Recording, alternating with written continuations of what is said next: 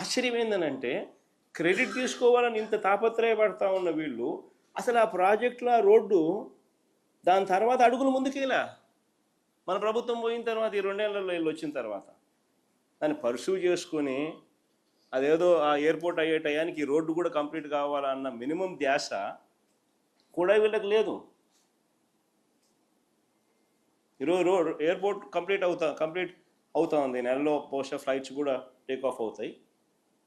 పరిస్థితి చూస్తే road connectivity కుంటు రోడ్డే ఇప్పటికి అయిపోయి ఉండాలి మామూలుగా అయితే.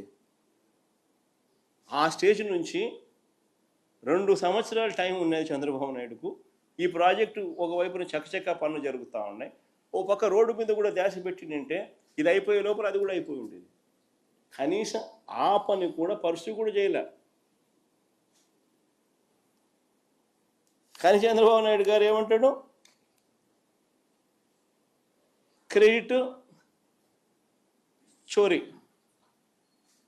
తాను తన సివిల్ ఏవియేషన్ మినిస్టరు వీళ్ళ వల్లనే వచ్చింది అన్నట్టుగా బిల్డప్. అది వీళ్ళు ఏం చేసినారు? అది వీళ్ళు ఏమన్నా చేసినారా? ఒక పర్మిషన్ తెచ్చినారా? ల్యాండ్ అక్విజిషన్ చేసినారా? కనీసం జరగాల్సిన పనులన్నా చేయించినారా? కనీసము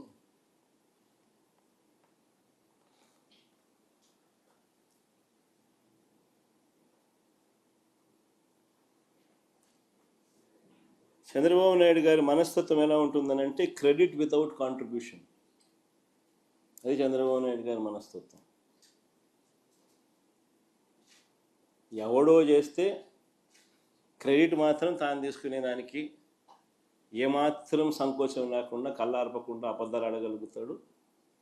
సంకోచం లేకుండా క్రెడిట్ తన ఖాతాలోకి వేసుకుని ప్రతి ప్రయత్నం చేస్తాడు.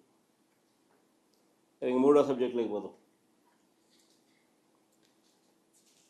పరిశ్రమలకు సంబంధించి కొన్ని వాస్తవాలు చెప్తా.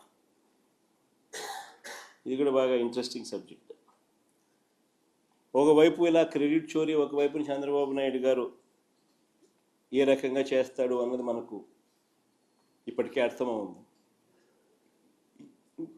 అదాని డేటా సెంటర్లో గూగుల్కి సంబంధించిన విషయం అయితేనేమి, ఎయిర్పోర్ట్ అయ్యే విషయం అయితేనేమి, ఇంకా అనేక విషయాలు ఇంకా చెప్పుకుంటూ పోతుంటే అనేక విషయాలలో ఆయన ఏ రకంగా క్రెడిట్ చోరీ చేస్తారన్నది మనకు తెలిసిన విషయం.